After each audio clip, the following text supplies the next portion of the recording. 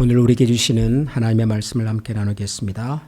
디모데후서 2장 20절과 21절 두 절만 함께 공독하겠습니다. 디모데후서 2장 20, 21절 두 절을 함께 공독하겠습니다.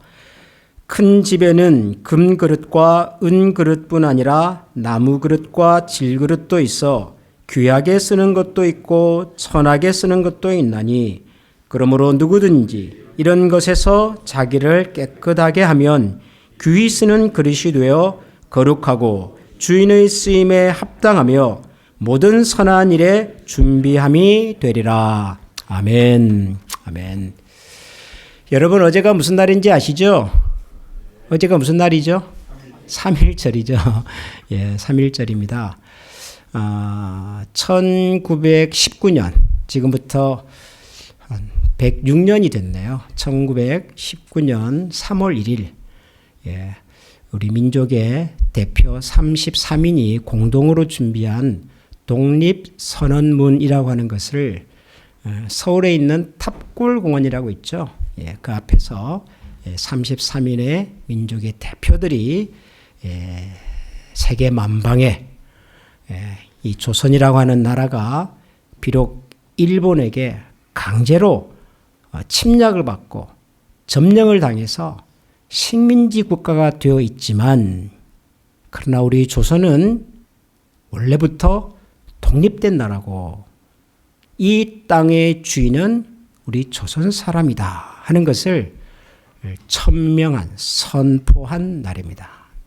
그날부터 서울을 위시해서 전국적으로 이 3.1 정신을 가진 사람들이 길거리에 나와서 독립을 외치고 해방을 외치고 그러면서 말 그대로 요원의 불길처럼 이 3.1 만세 운동이 전국으로 확산되었던 바로 그 사건이 3.1 독립운동이지요.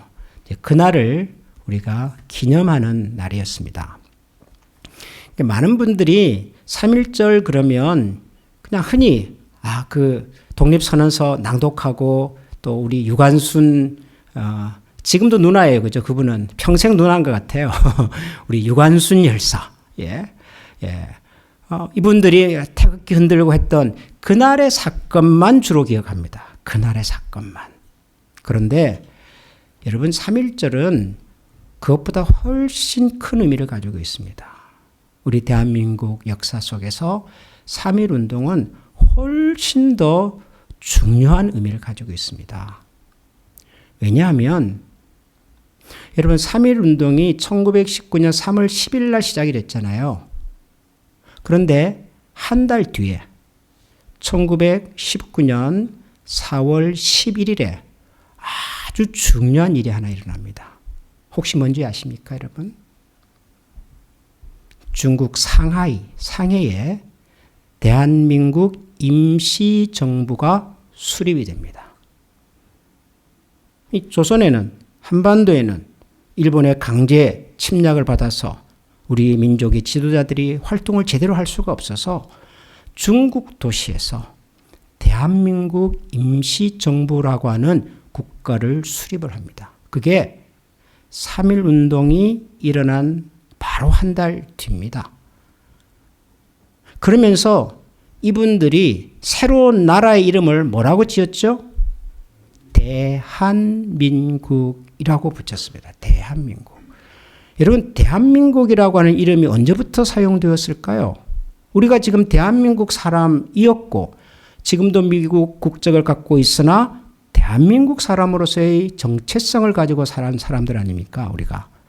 우리를 설명할 때 대한민국이라고 하는 말을 빼놓을 수가 없잖아요. 굉장히 중요한 단어예요. 대한민국. 이 대한이라고 하는 말이 언제부터 사용이 됐을까요? 제일 처음에 사용된 것은 조선의 마지막 왕이셨던 고종 임금님께서 여러분 그 고종의 부인이셨던 명성황후가 참 비극적으로 일본의 자객들에게 살해를 당하지 않았습니까? 그 사건 이후에 더 이상 이 나라를 외세에 휘둘리는 나라가 되어서는 안 되겠다라고 생각하시고 새로운 나라의 시작을 선언을 하십니다. 1897년에.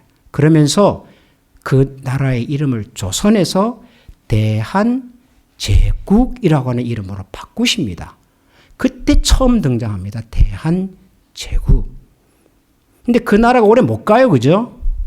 1910년에 이제는 일본이 강제적으로 이 대한민국의 모든 국가의 권력을 송두리째 다 앗아가 버리고 강제로 합병을 했습니다. 나라가 사라져 버렸습니다. 대한제국이 사라져 버렸습니다. 그랬던 대한이라는 말을 다시 사용한 사람들이 있었습니다. 누구죠? 3.1운동. 3.1운동 때 전국에 있던 사람들이 뭐라고 외쳤죠? 대한 독립 만세라고 불렀어요. 대한 독립 만세. 그 당시 일본 사람들은 이 한반도를 조선이라고 불렀습니다. 대한제국을 인정하지 않았습니다. 대한이라고 하는 말을 싫어했어요. 어느 정도로 싫어했냐 그러면은 1910년에 우리가 알고 있는 그 경술련에 일어났던 그 늑약, 그 조항 속에 앞으로 이 나라는 조선이라고 불러야 한다라는 내용이 있습니다. 조선이라고 부르겠다는 거예요. 일본 사람들은. 왜요? 대한이라는 말이 거슬리거든요. 대한은 한반도에 역사적으로 살아왔던 여러 역사와 민족의 공동체를 어울려서 하나의 큰 뜻으로 하나의 큰 운명과 하나의 큰 목표와 하나의 큰 공동체를 만들겠다는 의미로 대한이라고 부른 거거든요. 대한. 너무너무 좋은 말인 거예요. 일본 사람들이 이걸 싫어했어요. 강제로 합병을 하면서 대한이라고 부르지 않고 앞으로 조선이라고 부르겠다고 했어요. 그래서 조선징이라고 불렀던 거예요. 그랬던 나라의 국민들이 만세를 부르면서 대한 독립 만세라고 불렀던 거예요. 우리는 대한 사람이라고 천명한 거예요. 그래서 한 달 후에 임시정부를 만들면서 이 지도자들이 새로운 나라의 이름을 조선이라고 부르지 않았어요. 조선이라고 부르려고 주장하는 사람들도 있었어요. 그럼에도 불구하고 우리는 대한이라고 만들겠다. 대한으로 망했으니 대한으로 일어서야 한다라는 취지로 대한민국, 국민이 주인이 대한 대한의 나라, 그렇게 부른 거예요. 이게 대한민국이에요. 대한민국. 그래서 여러분, 대한민국의 헌법 전문이라고 하는 게 있잖아요. 헌법의 조항들을 설명하기 전에 헌법의 정신을 기록해 놓은 전문에 보면 제일 처음에 나오는 내용이 이런 거예요. 유구한 역사와 전통에 빛나는 대한민국은 3.1 운동으로 건립된 대한민국 임시정부의 법통을 계승하고, 이게 첫 문장이에요. 첫 문장. 대한민국이라고 하는 나라가 어떤 나라냐를 설명할 때 제일 먼저 등장하는 것이 3.1 운동에서 시작된 그 역사와 정신을, 그리고 그것을 이어받아 탄생한 대한민국 임시정부가 가지고 있는 법통을 계승하여 우리는 그 바탕 위에 새로운 나라를 시작하게 되었다. 1947년 재헌국회에서 헌법을 고안하고 그 헌법을 기초하여 나라를 세울 때 그렇게 말했단 말이에요. 3.1 운동은, 3.1 정신은 대한민국의 뿌리입니다. 뿌리. 대한민국이라는 나라의 기초입니다. 대한민국 사람들이 절대로 잊어버리지 말아야 할 우리의 숭고한 가치고 정신이에요. 너무너무 중요한 날인 거죠. 어떤 의미에서 대한민국이라는 나라의 탄생의 씨앗이 이날 이곳에서 시작이 되었다. 그렇게 말할 수가 있습니다. 한 사람이 세상에 태어난 날을 생일이라고 하고 그날 내가 세상에 첫 발을 내딛었다고 말하지만, 여러분, 그 생명이 그날 시작이 된 건 아니잖아요. 어머니의 뱃속에서 10개월 가까이, 그 이전에 사랑하는 부모님들의 사랑과 헌신 속에서 시작이 되었고 잉태되었고 그러다가 마침내 태어나는 거잖아요. 대한민국이라는 나라가 그렇게 태어났다고요. 태어났다고. 너무너무 중요한, 너무너무 우리가 감격해야 하는, 너무너무 우리가 반드시 기억해야 하는 그날이 3.1절입니다. 그런데 어제 우리 클리블랜드 한인회에서 3.1절을 기념하는 기념식이 있어서 제가 참석을 하고 간단한 말씀을 전하고 왔는데요. 제가 그날 그 자리에서 그런 말씀을 드렸어요. 이전에도 우리가 뭐 광복절이다, 3.1절이다, 우리 한국에 중요한 기념일이 있을 때 지역에 있는 한인분들이 모여서 기념식을 하고 또 지역의 목사님들이 참여를 하고 그랬었거든요. 제가 그런 말씀을 나눴습니다. 올해의 3.1절 기념식에 그 어느 때보다도 참 무거운 마음으로 왔습니다. 제가 그런 말씀을 드렸어요. 너무너무 마음이 무겁고 너무너무 마음이 힘듭니다. 지금 우리 조국 대한민국에서 일어나는 이 일들을 보고 들으면서 마음이 너무 아파요. 너무 아파요. 대한민국, 이 한반도에 살고 있는 여러 다양한 사람들, 여러 다양한 역사의 흔적들을 하나로 모아서 하나의 꿈과 하나의 비전과 하나의 운명과 하나의 공동체를 만들겠다고 시작되었던 대한민국이 지금은 소한민국도 아니고요. 이게 너무 많이 잘게 쪼개져 가지고 여러분 그렇지 않습니까?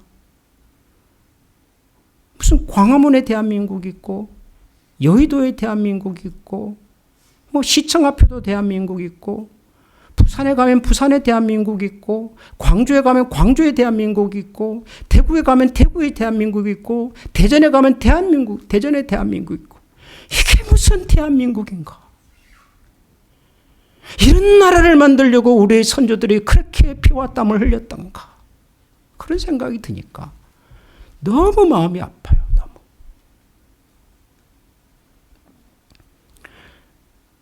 여러분, 분열이라고 하는 것은 그 어떤 경우에도 정의롭지 못합니다. 분열이라고 하는 것은 그 어떤 경우에도 하나님께서 좋아하시는 일이 결코 아닙니다. 여러분, 사탄이 가장 먼저 도전한, 하나님의 권위에 가장 먼저 도전한 일이 뭔 줄 아십니까? 사탄이? 여러분 그게 뭡니까? 하나님과 우리 사람 사이를 이간시킨 것입니다. 그렇지 않습니까? 하나님의 형상으로 지음받은 아담과 하와가 에덴 동산에서 정말 아름답게 살고 있었던 그들의 삶 속에 들어가서 하나님을 의심하게 만들고 하나님의 사랑과 하나님의 은혜를 부정하게 만들고 그래서 하나님으로부터 마음이 멀어지게 하는 일이 사탄이 가장 먼저 시도한 인류 역사상 최초의 비극이고 범죄입니다. 그러고 나면 남편과 아내 사이에도 분열이 시작이 됩니다. 아담은 하와를 원망하고 하와는 아담을 비난하고 부부 사이의 갈등과 분열이 시작이 되잖아요. 그뿐입니까? 다음 세대로 넘어가면 이제는 형제와 형제들이 서로를 죽이는 비극적인 일이 일어나죠. 사탄이 가장 좋아하는 일이 이간하는 것입니다. 분열시키는 것입니다. 나누는 것입니다. 그 어떤 경우에도 분열은 정당화될 수가 없어요. 세상 만사가 그럴 뿐만 아니라 사실 이 믿음의 공동체에서도 그래요. 믿음의 공동체에서도. 오늘 우리가 읽은 이 디모데후서 2장에 보면 오늘 우리가 읽은 말씀 그 다음에 이런 구절이 나옵니다. 22절 보면 너는 청년의 정욕을 피하고 주를 깨끗한 마음으로 부르는 자들과 함께 의와 믿음과 사랑과 화평을 따르라. 어리석고 무식한 변론을 버리라. 이에서 다툼이 나는 줄 알미니라. 청년의 정욕을 피하라. 개인적인 욕심, 사욕, 유혹 이거 멀리하거라. 사도 바울이 젊은 디모데라고 하는 목회자에게 보내는 권면의 말씀 속에 이런 얘기해요. 가능한 얘기죠. 젊음의 때에 유혹이 많잖아요. 여러 종류의 유혹들 앞에서 자기를 잘 지키면 좋겠다. 그런 다음에 무슨 얘기를 하냐 그러면은 주를 깨끗한 마음으로 부르는 자들과 함께 의와 믿음과 사랑과 화평을 따르라. 주님을 깨끗한 마음으로 부르는 사람들과 함께 해라. 여러분, 이 표현 속에 숨어있는 표현이 뭔가 같습니까? 주님을 깨끗한 마음으로 순전한 마음으로 부르지 않는 사람들도 있더라 하는 겁니다.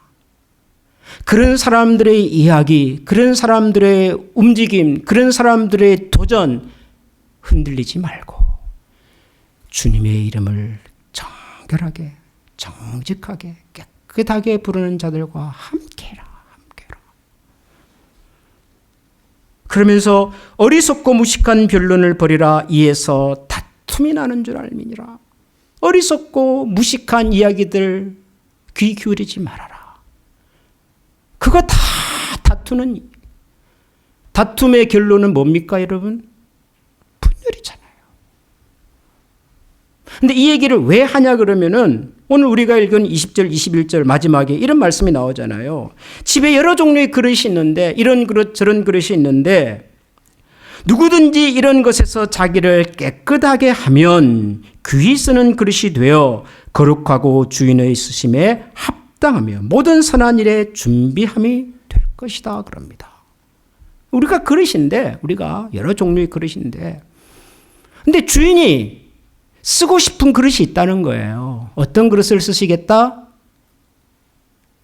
자신을 이런 모든 환경 속에서 깨끗하게 보존하는 사람. 깨끗하게 보존하는 사람. 깨끗하다는 말이 나오니까 그 다음에 나온 얘기들이 좀 이해가 되잖아요. 뭐죠? 주님의 이름을 정직하게 부르지 않는 사람. 깨끗하게 부르지 않는 사람. 다투는 사람. 이간하는 사람, 모략하는 사람, 이런 것으로부터 우리 자신을 정결하게 잘 지켜야 되는구나. 하나님께서 그런 사람들을 사용하시는구나 하는 말씀이에요. 여러분, 하나님께서 어떤 사람을 사용하실까? 사실 우리 믿는 사람들이라면 다 하나같이 궁금하지 않아요. 어떤 사람을 하나님이 쓰실까요? 어떤 교회를 하나님이 쓰실까요? 어떤 목회자를 쓰실까요? 어떤 성도를 하나님께서 쓰실까요? 사용하실까요? 여러분, 절대로 하나님이 쓰시는 기준은 그 사람의 능력과 실력은 아닙니다. 아닐 수밖에 없는 게요. 하나님이 모든 것을 하시는 분인데 우리 인간이 무슨 조금 더 실력이 있다 없다가 그 하나님께 뭐가 중요하겠어요? 아버지가 백만장자, 억만장자예요. 그러면 자식들이 돈을 1,000원을 가졌다, 10,000원을 가졌다가 뭐가 중요하겠어요? 하나도 중요하지 않아요. 하나님이 전능하신 분이기 때문에 그분의 자녀들인 우리가 어느 정도의 실력과 능력을 갖고 있느냐는 그렇게 중요한 문제가 아니에요. 그 정도의 능력이 없는 우리한테는 중요한 문제일지 몰라도 하나님께는 중요한 문제가 아닙니다. 절대로 나의 실력이 부족해서 내 능력이 부족해서 하나님이 나를 사용하지 않는다. 그렇게 생각하지 마시기 바랍니다. 그건 착각입니다. 하나님에 대한 오해입니다. 내 출신 성분이 어떤가? 그릇 같으면 재질이 뭔가? 이것도 중요하지 않아요. 금으로 만들었냐, 은으로 만들었냐, 흙으로 만들었냐, 나무로 만들었냐, 하나도 중요하지 않아요. 내가 학교를 어디까지 다녔고, 내가 한국에서 어느 정도 성공한 사람이었고, 내 주변에 어느 정도의 사람들이 있고, 죄송하지만 하나님 앞에서는 전혀 중요하지 않습니다. 전혀 중요하지 않습니다. 하나님 그것으로 이 사람을 쓸 것인지 사용하지 않을 것인지를 결정하지 않으십니다. 근데 하나님이 중요하게 보시는 게 있다 그러세요. 그게 뭐죠? 이런 모든 것에서 자신을 깨끗하게 한 사람. 깨끗하게 한 사람. 하나님은 그런 사람을 주목하시겠다 그러십니다. 제가 이 말씀을 묵상하다가 그 마태복음 5장에 보면은 예수님께서 그 이제 산상수훈 그 팔복 말씀하시잖아요. 심령이 가난한 자는 복이 있나니 그 말씀 나오잖아요. 그 중에 이런 말씀이 있어요. 마음이 청결한 자는 복이 있나니 그 다음에 뭐죠? 저희가 하나님을 본다 그랬어요. 하나님을 본다. 마음이 청결한 자가 복이 있나니 하나님을 본다 그러잖아요. 이런 하나님을 본다가 뭘까요? 하나님을 보면 무슨 일이 생기죠? 본다는 말은 사실 경험한다는 뜻이에요. 경험한다. 우리말에도 왜 백문이 불여일견 그러잖아요. 무슨 뜻이죠? 100번 듣는 것보다는 한 번 보는 것이 낫다 그런 거잖아요. 근데 그 본다는 말이 뭐죠? 해보라는 얘기잖아요. 실제로 해보면 100번 듣는 것보다 더 낫다 그런 뜻이잖아요. 성경에서 하나님을 본다고 하는 것은 하나님의 영광을, 하나님의 능력을, 하나님의 어미하심을 내가 경험한다는 것입니다. 내가 체험한다는 것입니다. 마음이 청결한 자가 하나님을 본다? 무슨 말이에요? 마음이 청결한 자가 하나님의 능력을 경험한다. 하나님의 영광을 경험한다. 하나님의 능력과 영광의 도구로 쓰임받을 수 있다라는 뜻이잖아요. 마음이 청결한 자가. 저와 여러분이 하나님의 존전에서 하나님의 거룩한 도구로 쓰임받기 위해서 해야 될 가장 중요한 것이 뭐냐면 우리의 마음과 우리의 생각을 오염시키는 이 세상의 모든 것들로부터 우리를 정결케 하는 것입니다. 내 마음이 깨끗하고 정결하여 하나님을 오롯이 우리의 마음과 삶 속에 담아낼 수 있는 그릇이 되어야 합니다. 그러면 그 그릇 속에 담긴 하나님의 능력과 영광으로 그 사람이 표현될 것입니다. 여러분 믿으십니까? 내가 나를 가꾸고 내가 나를 훈련시키고 무장해가지고 실력 있는 사람이 되어서 세상에 드러나는 것이 아니라 내 속에 담겨 계신 하나님의 은혜와 능력이 나를 통하여 자연스럽게 표현될 때 그 사람의 인격이 될 것이라고요. 그러니까 우리의 심령을 영혼을 정결케 해야 합니다. 어제 아침에 우리가 올삭기도회 하면서 치유를 위한 주제로 기도했지 않습니까? 하면서 제일 처음에 제가 뭘 위해서 기도했냐 그러면 하나님 우리의 영혼과 심령을 정결케 해달라고 우리가 이거 먼저 기도하자고. 병을 고치는 것도 중요하지만 병이 고쳐지는 것보다 더 중요한 것이 우리의 영혼이 고침을 받는 거잖아요. 상한 내 영혼이 온전하게 되는 것이잖아요. 내 영혼이 온전해져야 그 속에 하나님의 은혜와 능력이 머물 것 아닙니까? 하나님의 은혜와 능력이 머물러야 치유든 회복이든 나타날 거 아니냔 말이에요. 이런 모든 것에서 너 자신을 깨끗게 하면 하나님의 쓰심에 합당한 그릇이 될 것이다. 저는 우리 교회가 우리 자신이 이 시대에 정말 정결한 영혼과 정결한 심령이 되어 하나님의 쓰심이 되는 교회와 성도와 가정이 되면 좋겠습니다. 여러분 그것을 소망하십니까 여러분? 여러분의 인생이 정말 하나님의 손에 의해 제대로 한번 쓰임받는 인생이 되기를 정말 원하십니까? 우리의 귀와 우리의 마음을 흔들어 놓는 많은 이야기들이 있습니다. 여러분 들어봤자 별거 아니더라고요. 제가 저도 뭐 어쨌든 한국 사람이니까 참 이 미국에 살면서도 저의 참 이게 안테나가 늘 한국에 가 있어요. 한국에서 무슨 일이 일어나고 있나. 제가 지난 한 달 동안 들어보니까 똑같은 얘기예요. 그래서 이제 더 이상 안 들으기로 했어요. 들어봤자 뭐 별 얘기가 없어요. 대신에 저와 여러분의 마음과 시선을 하나님의 말씀과 기도를 통하여 하나님의 소원에 좀 한 발 담고 그 하나님의 말씀과 하나님의 소원으로 우리의 가슴을 채워서 하나님의 영이, 하나님의 능력이, 그리고 하나님의 영광이 저와 여러분의 삶 속에 가득 채워지는 그런 인생이 될 수 있기를 소원합니다. 우리 한미교회가 하나님의 영광을 품고 하나님의 영광을 드러내고 하나님의 치유와 은혜와 사랑과 평강의 소식을 세상에 증거해낼 수 있는 그런 믿음의 공동체가 되도록 우리 다시 한번 노력하고 기도하여 하나님의 쓰심이 되는 교회로 다시 일어서는 우리 모두가 될 수 있기를 주님의 이름으로 축복합니다. 우리 이 시간 같이 한번 기도하십시다. 여러분, 우리가 이왕 예수를 믿었으면 적어도 한 번쯤은 하나님의 손에 붙들려서 하나님의 나라고 하는 사람의 인생을 이렇게 사용하시는구나, 우리가 그런 경험을 한 번쯤은 해봐야 되지 않겠습니까? 우리 한미교회가 이 이민사회 속에 존재하는 그런 믿음의 공동체라면 하나님께서 우리 한미교회를 정말 제대로 한번 쓰셨다는 고백을 한번 같이 나누시면 좋지 않겠습니까? 우리의 마음과 영혼을 주님의 말씀으로 정결케 하여 달라고 기도하십시다. 정직한 영으로 우리를 새롭게 해달라고 기도하십시다.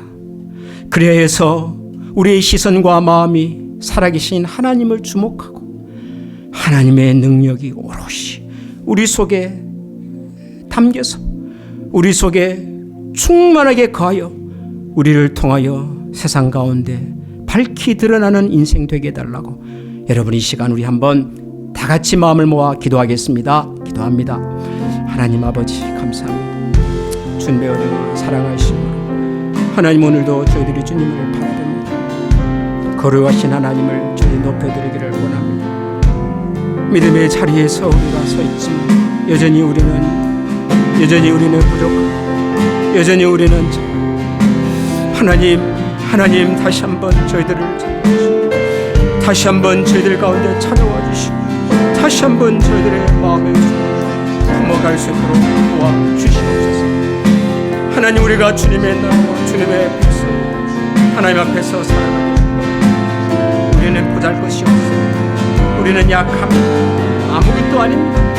그런 저희들을 통하여 일하시는 하나님이 위대하신 능력의 하나님이시면서 그 하나님을 바라보고 소망하며 나아가는 하나님 되게 하여 주시옵소서.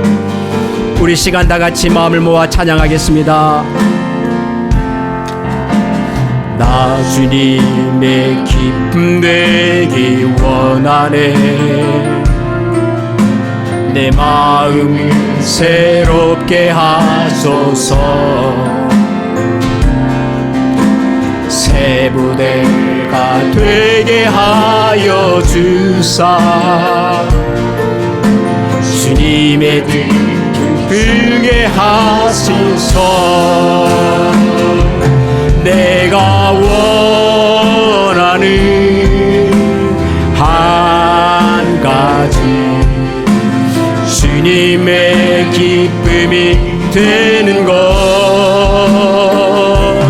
내가 원하는 한 가지, 주님의 기쁨이 된. 내가 원하는 한 가지는 내가 원하는 한 주님의 기쁨이 되기를 원합니다. 주님의 기쁨이 되는 것. 내가 원하는 한 가지인데 원하는 한 주님의 능력이 되기를 원합니다. 주님의 능력이 되는 것. 주님, 저희들은 보잘것없는 작은 사람들입니다. 우리가 가진 것은 정말 어린 소년이 가지고 있었던 보리떡 5개와 물고기 2마리와 같이 보잘것없는 것들입니다. 그러나 하나님, 이 보잘것없는 것도 주님의 손에 맡겨져 쓰임이 되면 5,000명을 먹이고도 또 12광주리를 남기는 놀라운 하나님의 은혜와 역사의 증인이 될 것입니다. 주님, 오늘 이곳에 함께 예배하는 우리 모든 믿음의 가족들을 오병이어처럼 사용하여 주옵소서. 주님의 손에 붙들려 제대로 쓰임받는 인생이 되게 하여 주시고, 하나님의 은혜와 하나님의 영광과 하나님의 위엄이 저희를 통하여, 우리 한미교회를 통하여 세상 곳곳으로 흘러 넘쳐나는 축복의 도구와 통로가 되게 하여 주옵소서. 여호와는 내게 복을 주시고 너를 지키시기를 원하며, 여호와는 그 얼굴을 내게 비추사 은혜 베푸시기를 원하며, 여호와는 그 얼굴을 내게로 향하여 드사 평강 주시기를 원하노라. 아멘.